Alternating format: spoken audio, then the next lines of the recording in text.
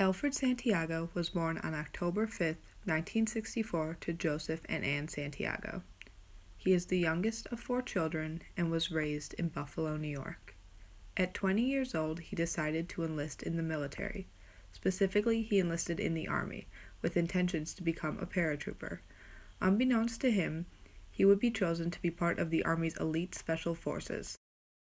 The Special Forces, also known as the Green Berets because of their distinctive service headgear, are a special operations force tasked with 5 primary missions: unconventional warfare, foreign internal defense, special reconnaissance, direct action, and counterterrorism. Specifically, Al was a part of the 1st Special Forces Group. They would go to different countries and train indigenous troops to use American weaponry. Boot camp began in 1985 in Georgia. He was stationed in Fort Benning, Georgia for his basic training, surrounded by different people from every corner of our country. Overall, it was extremely intimidating. The officers would expect the new soldiers to know the rules before being told. The officers would even spit on the soldiers if they messed up to demoralize them. Soldiers would have to follow extremely strict rules. They were not allowed to walk through camp. Instead, every soldier had to run everywhere they went. There was a constant smell of sulfur in the air because of the constant firing of weapons. Training would include live fire exercises. They would shoot right above the heads of the trainees to accustom them to being shot at. They would learn how to use the weaponry and how to be a part of a team. After basic training at Fort Benning, by choice, Al decided to go to airborne school in Georgia. Although the school was specializing in airborne training, the physical aspect was intensified. Physical training would begin at 5 o'clock in the morning and would last until 7:30. They would do intense running, push-ups, and endurance-building exercises. Regardless of the weather, the soldiers would be out there for 2.5 hours of rigorous training. They were given an hour for shower and breakfast, then classes started at 8:30, where they would begin their airborne training. Classes would include jumping off of towers to learn how to properly use a parachute. They also learned how to fold a parachute and the techniques to be used while airborne. Al was extremely successful in basic training and airborne training. He had shown superior skills in physical tests, marksmanship, and intelligence testing. He was stationed in Fort Bragg in North Carolina. At this base, they focused on the intense training that separated the Green Berets from the rest of the Army. They would train the soldiers mentally by using demeaning tasks. For instance, there were times when the soldiers would have to shout out their social security numbers in front of the rest of the trainees. This would cause extreme distress, and many of the soldiers would break down and start crying while in line with the rest of the other soldiers. The men would have to learn how to use coordinates correctly as well as navigational training. Gas conditioning was used. They were locked in a room without gas masks while exposed to harmful gases. They would drop the men off in random locations and leave them there. The men would be physically and mentally exhausted. They would keep the soldiers awake for 48 hours at a time. During these extended training sessions, the soldiers would not have enough time to eat. Because of this, they would feed the soldiers by using IVs instead of actually eating. After Special Forces training, Al was sent to the Defense Language Institute in San Francisco. There he learned Japanese because he would be living in Okinawa, Japan for the next 4 years. When arriving in Okinawa, Al recalls it as very intimidating, but amazing. It was different and interesting. Al was placed at Torii Station. The most difficult part of being in that group of men in Okinawa was he was the only newbie. He was the only man who had not served in Vietnam.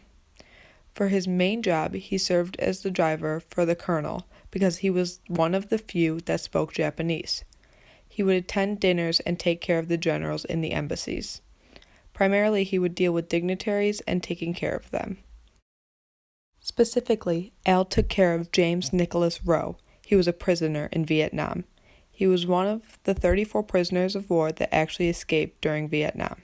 He wrote a book called 5 Years to Freedom. 3 weeks after Al went home, Rowe and his new attendant were killed by a sniper. Not only did Al live in Okinawa, but also the Philippines, Thailand, Korea, Hawaii, and New Guinea. In the Philippines, a revolution was taking place. Ferdinand Marcos was a dictator in the Philippines. After he was secured, the 1st Special Forces Group guarded the Air Force base that he was taken to. The group was in Korea for the Olympics, but were forced to go into lockdown. This included being put in a room with nothing other than your fellow soldiers, waiting just in case something would happen during such a high-intensity event. Also, while in Korea, they trained at the 38th parallel. While in Hawaii, they taught the Air Force GEST, Jungle Environmental Survival Tactics. He also learned how to propel from a helicopter. While in New Guinea, they would take the unit to the mountains to blow up old World War II bombs. The duds were blown up and taken care of by the 1st Special Forces Group. Although they did a lot of work while overseas, it was not all work. They encountered some very unique circumstances, such as winning Super Bowl bets in Thailand, eating monkey brains, and jumping out of hot air balloons. Controversy struck the 1st Special Forces while Al was in service in Okinawa. His officer, Sergeant Major Gleason, was illegally selling guns to the Japanese mafia, the Yakuza. Since the Green Berets were able to skip customs, their luggage was not inspected, and he would create false bottoms in his luggage to hide American weaponry. Captain Dumpson caught Major Gleason and was intending on exposing his wrongful acts. Captain Dumpson was one of the very few black soldiers in the Green Berets, since they were very segregated in the Special Forces during the 80s. Major Gleason then put out a contract to kill Dumpson for his intentions to ruin his business with the Yakuza. His attempts were unsuccessful and he was put on trial, where Al had to testify as a witness to his crime. He was then sent to Leavenworth for all he had done. Dealing with such a difficult job can lead to horrible outcomes, specifically for Al. Accidents do happen specifically while airborne. While in the middle of a halo jump in the Philippines, the worst-case scenario happened. It was a freak accident and the parachute collapsed from 300 feet. As Al was falling, although he does not remember it all, in the middle of falling he could tell what was happening and he knew it wasn't going to be good. When he hit the ground, most of his body was injured. The fibula in his leg was broken and had come out of his leg. His shoulders had been separated so severely that pins were needed to bind them back together. Tendons and ligaments were ruined and his back was a mess. He was immediately transported to a hospital in the Philippines, then to a hospital back in Okinawa. Recovery was not easy. Al desperately tried to regain his physical ability and trained in Okinawa to try and return to his previous abilities.